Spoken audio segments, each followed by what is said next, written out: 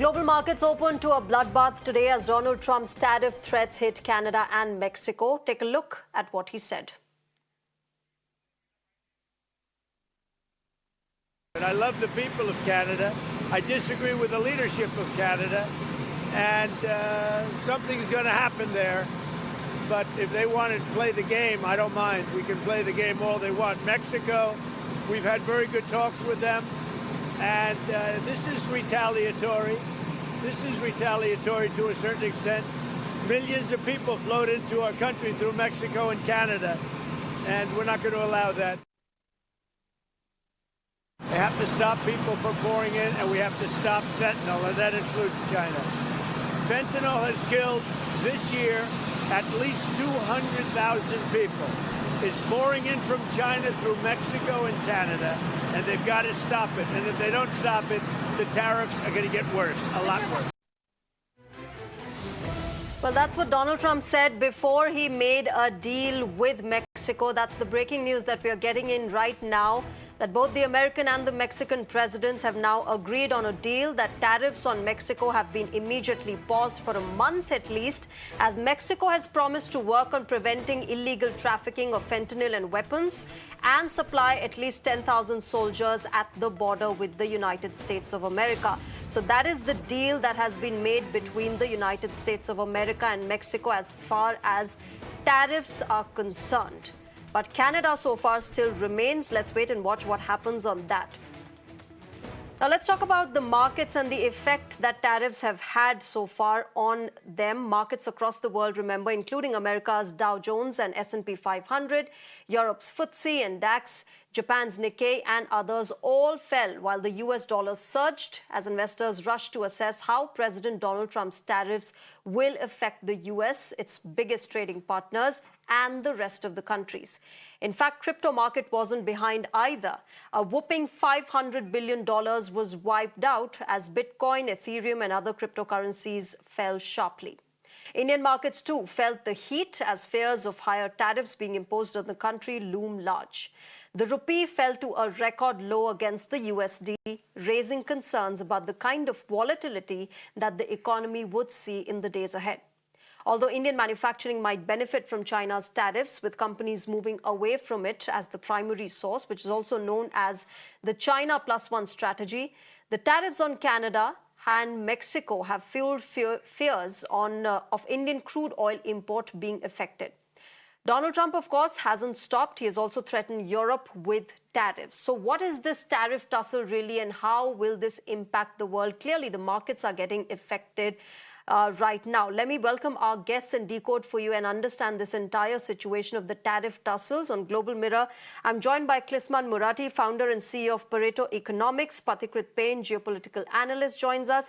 And Dr. Santosh Mehrotra, senior economist, joins us.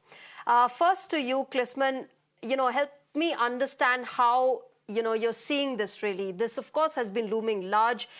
Just with his victory, this entire conversation started that Donald Trump, the tariff man, as he likes to call himself, will get in tariffs with him. But of course, now we're seeing the ripple effect of it, not just on Canada and Mexico, but the entire world.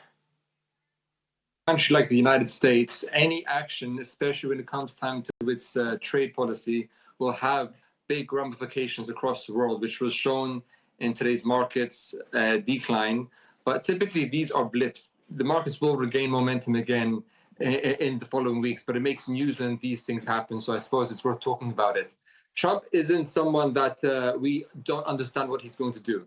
He has been clear from the very beginning through his first term and now second term that he will use tariffs to balance US trade and also to be used as leverage for internal domestic policy that he wants to change, be it the fentanyl issue in the United States. That, I suppose, is a new development, using it for that purpose. But I think these will continue to be used. He has told the American people that they will feel economic pain because some goods and services will increase. House prices are due to increase. Fuel prices are due to increase. Car manufacturing, therefore, car prices are going to increase because of these tariffs. But it's not only the tariffs, but it's also how countries respond to these tariffs and if they can strike deals. Because the main point of tariffs is to incentivize them to bring manufacturing into the United States or for them to agree something which is of benefit to the United States. Sure. Dr. Santosh Mehrotra, I want to get you into this conversation and understand the Indian aspect of it and how India really views this. We have been very cautious. We are taking very cautionary steps while we deal with Trump's tariffs. But I'm sure we have our concerns when it comes to Canada and Mexico. We are one of the largest importers of crude oil. Oil prices have surged after these tariff threats. So really, there's a lot at stake when it comes to India as well, isn't it? Yes, there is. Um, Yet at the same time, we know that President Trump's attacks are directed against China, Mexico, and Canada. Now, they may or may not extend to India. India has already taken some preemptive action in the budget by bringing down the tariff rates, customs duties on 37 products. More may be in the pipeline. They may well be being considered by the Ministry of Commerce and Industry. And let's just remember that the main thrust of the attack is against, firstly, Mexico and Canada.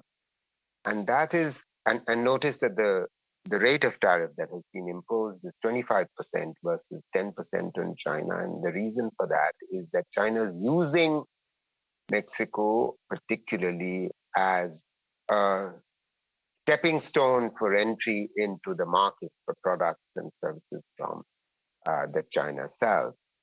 Now, let's just remember that the total trade surplus of China is $1 trillion. Our trade surplus with China, with the United States is $43 billion or something of that order of magnitude. So we are nothing like the kind of threat that China is posing. And Mexico is a border state from where a lot of maquiladores companies, US companies have located there for the cost advantage. They're enjoying the cost arbitrage. So the expectation that President Trump might have about imposing tariffs and that'll bring manufacturing and hence manufacturing jobs back to the United States is a pipe dream. It's not happened before. And it's a bit unlikely that it's going to happen because basic economics is against that happening. Under the circumstances, we've got to wait and see. Okay, so short-term gains is not something that these tariffs will get for Donald Trump, as he is at least promising to his fellow citizens. But Pathikrit, come into this conversation, and we just got news, of how Mexico and America have struck a deal, and that tariffs on Mexico have now been paused for at least a month because they've agreed to fulfill certain conditions as far as the border and the illegal trafficking of fentanyl and weapons is concerned across the Mexico-US border. Is that the kind of transactional barter system that people were hoping for comes in with Donald Trump and his tariffs? And is this the kind of resolution that countries should be hoping for? Economics aside, diplomatically dealing with Donald Trump, can we expect that he will soften his stand if countries agree to make such deals with him?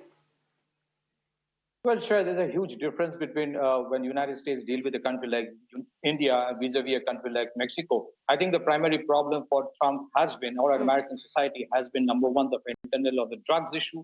Secondly, the immigration issue. The third is the dumping issue. So for countries like Canada and Mexico, which have been absolutely the road for illegal immigration, all kind of activities of surveillance on the United States, allegedly by China, he is using tariff as a weapon. So you see a pattern in which if the Biden administration was weaponizing sanctions, he is weaponizing tariff to bargain. But I don't think it's going to work to that extent. If you talk about a country like India, there are various factors for that. First and foremost, we are not an export-oriented economy. First and foremost, it would have certain impact, no doubt. Secondly, imports into United States is very critical for the American society. So beyond a point, he cannot do it.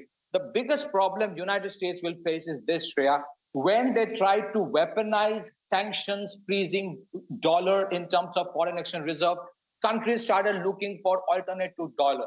Now, if they start continuing, they continue with imposing tariff like this, not only it would have a huge impact in terms of the prices in the United States market, also what would happen is that just like non-dollar trade, many countries might explore the opportunities of non-US market as well.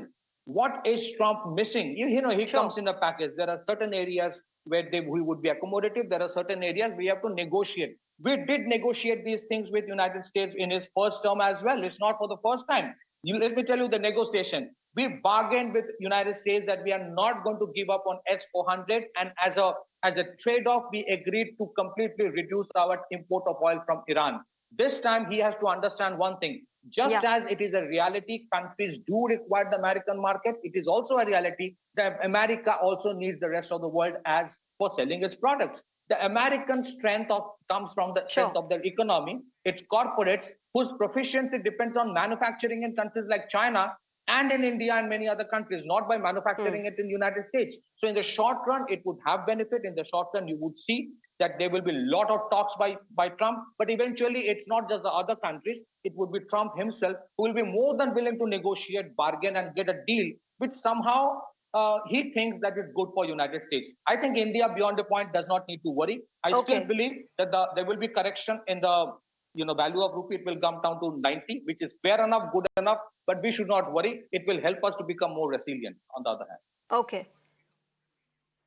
Okay, Klisman and Patikrit, I'll request you, for allowing me to have a conversation with Dr. Santosh Mehrotra first before I come to you, because he's unwell and he has to leave the broadcast. So, Dr. Mehrotra, I want to talk to you about, what India should be doing ahead, the kind of steps that if those tariffs come our way, because there are fears of that, what are the first few steps that India can do to actually sort of cater to the kind of threat that we're looking at? Shreya, thank you very much for asking me to answer the questions early, and I appreciate the kindness of my two colleagues on the panel. You see, I think I hinted earlier that preemptive action has already been taken in this budget, and let's just remember, Shreya, that the fact remains that over the last 10 years of the current regime in our country, the tariff rates had consistently been going up, and they needed to come down because a very significant part of our manufacturing production is import dependent. The import intensity, and unfortunately, as a result of the capital intensity of our exports, is actually quite high. And it doesn't work in our benefit for our own exports if we raise the costs of our imported inputs. So it may well be that we may have to think a little bit more about reducing tariffs, but my suspicion is that in the case of India, we should be able to get away with the following kinds of agreements or deals, as Mr. Trump likes them. One is that India is already considering increasing setting up of modular, small-sized nuclear plants. And that may well happen now, because the Indian government has already announced that civil liability for any foreign providers of nuclear technology will no longer be on those suppliers of technology. So this is going to be one area new area which will emerge, where we will be able to get projects in from the United States, and the US has been interested, but US companies have not managed to export to India because of this civil liabilities thing. The other thing is that there's a government-to-government commitment already on the supply of high technology. Besides, I think India has become a major importer of defense equipment from the United States in the last several years. So what I'm suggesting is that there are many ways in which we should be able to negotiate with with the United States. Okay. And the main reason for that is that our trade surplus is nowhere as high and therefore as threatening as the US, as the Chinese one. Okay. Okay. Okay. All right. I believe you have to leave this broadcast, Dr. Santosh Thank you very Mehrotra. much. Thank you very much for speaking with us and sharing your perspective and decoding this entire tussle regarding the Trump tariff threat.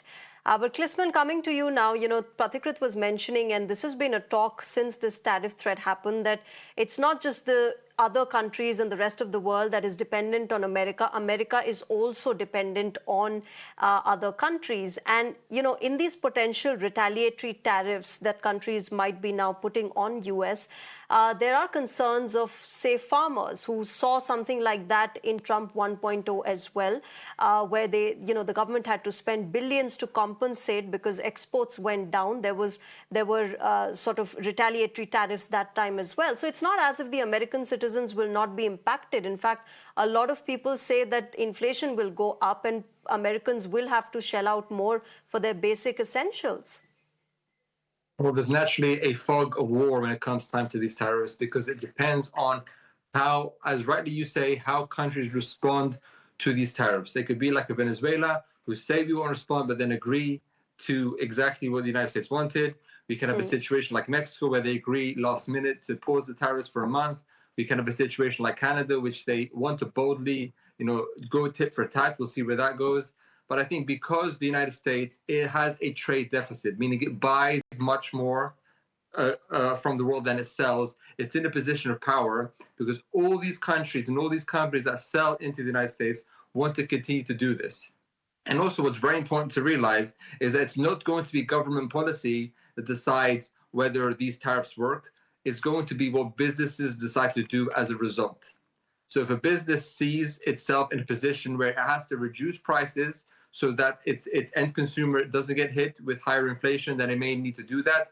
Or they may see more beneficial to move its operations into the United States. How difficult or how easy that is really dependent. A farmer, for example, can't just get up and move its farm into rural Missouri, for example, but other kinds of technologies may be able to do that. So what we may see is for industries which aren't as mobile, we will see them hurt. But for industries which are more mobile, technology, manufacturing, other kinds of things like this, they may have the agility to actually move their operations into the United States, which will again allow them to not be hit by these tariffs. But this is a very complex picture. But what's clear is that the United States under Trump wants to reduce its trade deficit and wants to be in a trade surplus. That's going to take a long time, and it's going to take, I think, a lot of pain, especially if other countries decide to hit it with tit-for-tat tariffs at the same time.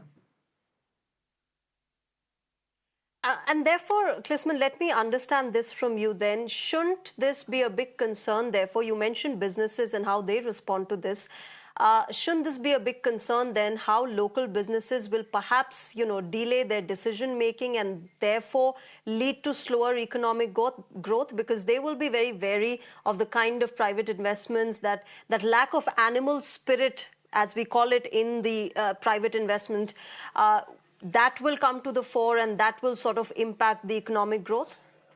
Well, what Trump is trying to do is he's trying to make it easier and cheaper for the U.S. consumer to buy, which means now with the United States wanting to drill, baby drill, as Trump says, he wants to make energy prices cheaper, which makes people have more money in their pockets to spend on goods and services. So although prices may increase because of these tariffs, hopefully the United States consumer will have more money in their pocket because the cost of living will go down, which will balance it out. Also, if these tariffs do actually work and companies do decide to bring manufacturing in-house, then the arbitrage will be a lot more, which means more money in the pockets of American consumers, being able to purchase more products and services based in America, which will also increase the employment in manufacturing in the United States. We've seen over the last 20 years, if not longer, the manufacturing sector across all industries just being decimated in the United States. So what Trump wants to do is to increase employment, because these companies are going to hire American workers, which will have a positive net effect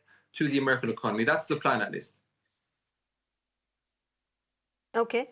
Pathikrit, with all of these threats coming in, India being cautious and, like I mentioned earlier, there is a crude oil concern also. We're one of the biggest importers. And with other sort of businesses also being impacted with this tariff threat, do you think the Russian dependence will increase? Well, I think if you look at some of the major deals that we had with Russia, whether it's defense or primarily the oil, it has been going on with rupee-ruble combination for quite some time now. If you look at Saudi Arab, it has been selling probably oil to China on almost a $400 billion deal entirely in the Chinese currency. So I think beyond the point, as I stated, they will start dumping both the American market and the American dollar. And secondly, let me tell you all this as well. If Trump wants United States to be competitive as a manufacturing base, it has to massively devalue dollar. The entire edifice of dollar is based on the premise of being an importing economy. And so they keep dollar overvalued. Countries like India, countries like China know it very well. Now, the Chinese have not yet started dumping the dollar in the market. You can very well understand what would happen if they start doing it. So far as India is concerned, you see, the way RBI has been buying gold over the last 1 year is an indication of what is going to happen, what is going to come. The manner in which India has been trying to push UPI is an indication of what was about to come. So there are many areas of convergence between India and United States when it comes to Trump. I'm very sure Trump doesn't want to open a front against India. India will not give up, markets of its own domestic market like poultry, fisheries, or dairy to the Americans. There will be certain low-hanging fruits and defense tech deals that would definitely happen. But I reiterate again, countries will look for alternates to both American markets and American currency, and the Americans know it very well. You look at some of the biggest deals now happening are not happening in dollar at all, and that's why, let me tell you, Shreya, Trump is trying to push down the price of oil by threatening Saudi Arab under an act called OPEC. But the OPEC only controls 40% of the oil supply of the world. The 60% is not under them. So if you can't force tariff and pressurize countries to reduce oil, it doesn't happen like that. There's a limitation of capacity. So beyond the point, as I stated earlier, it is just a negotiating tool. He wants genuinely manufacturing to come to United States, but it will not happen till the time there's a correction with the value of dollar. Back to you. Okay. So we'll have to wait and watch how this really pans out for United States of America and Trump 2.0. Of course, the crypto market also saw major decline today, $500 billion being wiped out. And that is something that Elon Musk and Donald Trump keep talking about. So they have their concern as well. But we'll leave it there. Let's wait and watch how the next few months and years go about as Trump tries to make in America and make America great again. Whether that happens or not economically and employment-wise, we'll have to wait and watch. Klisman and Pathikrit, thank you very much to both of you gentlemen for joining us on Global Mirror and sharing your perspective. With that, ladies and gentlemen, it's a wrap on this broadcast. News and updates will continue on the other side. My colleague Sneha Koshi joins you with Beyond the Headline.